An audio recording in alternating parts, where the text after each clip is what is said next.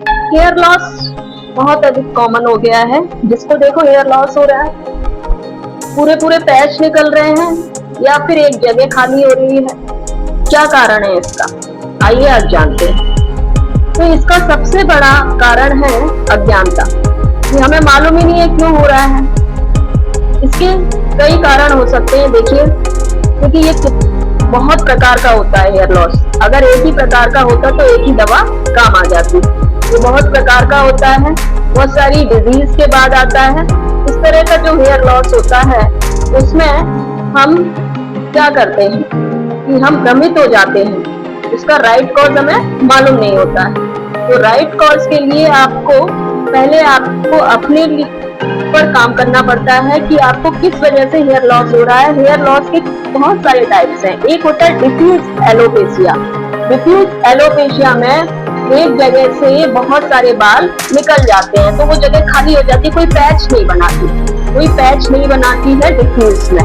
तो डिफ्यूज भी कई तरीके से होता है। एक होता है डिफ्यूज में टेलोजन, दूसरा होता है एनाजन और तीसरा होता है एंड्रोजेनिक। तो टेलोजन जो होता है उसमें होता क्या है कि वो फीवर की वजह से भी आता है। टेलोजन में फीवर की वजह से भी जो बाल हैं वो निकल जाते हैं। बहुत तेज फीवर आया, आपके बाल एक जगह से निकल गए क्योंकि वीकनेस आई।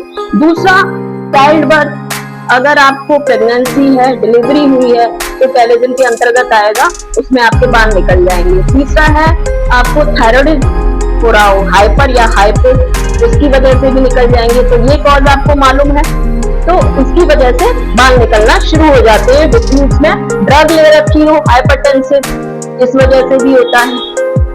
और फिर उसके बाद आता है एनाजन।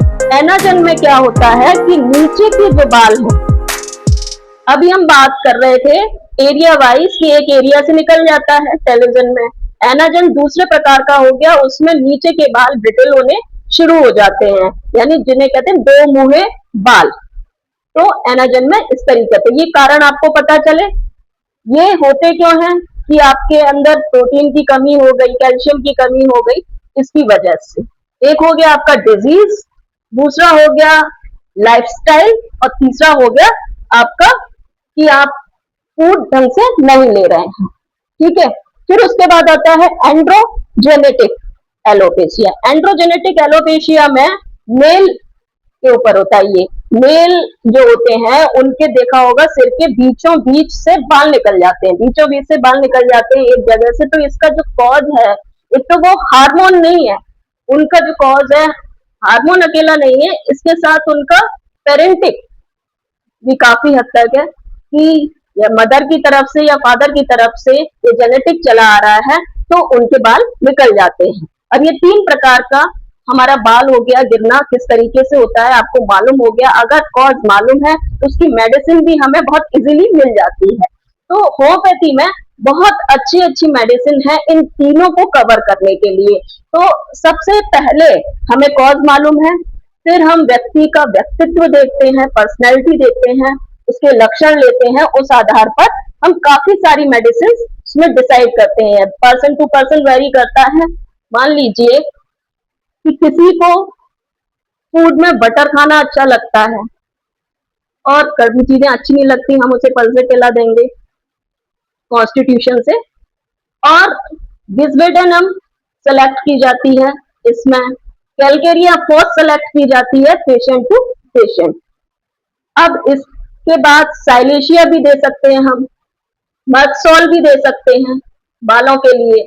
बालों के लिए आप अर्निका दे सकते हैं, अगर उसकी रूट में ईचिंग हो रही है तो आप अर्निका भी दे सकते हैं। बिस्बेडेनम, अर्निका, ये काफी सारी मेडिसिन हैं जो हम बालों के लिए देते हैं और बाल घने हो जाते हैं। लेकिन इसमें ट्रीटमेंट बहुत ही समझ से करना होता है, ये नहीं आपने एक डोज ली और हम ठीक हो गए, तो इस तरीके से ट्रीटमेंट नहीं होता है। अगर आपको ट्रीटमेंट लेना है तो पूरा ट्रीटमेंट लेना होता है होम्योपैथी में कि आपके जो सिम्टम्स हैं क्या बोल रहे हैं, सिम्टम्स की कहानी क्या है। तो आपको बहुत अच्छे से समझ में आ गया होगा कि हेयर लॉस क्यों होता है और इसका कारण क्या है, इसका ट्रीटमेंट हम किस तरीके से ले सकते हैं। आप एक अच्छे होम्योपैथ से कंसल्ट कर सकते हैं। हमारी विजिट पर आकर homeo healing doctor Anjana Gupta, Nimisha Gupta 7205 को आप सब्सक्राइब कीजिए, लाइक कीजिए, बेल आइकन दबाइए, कमेंट कीजिए। आपको कोई भी परेशानी होती है 7895902555 पर आप कांटेक्ट कर सकते हैं, आप कंसल्ट कर सकते हैं।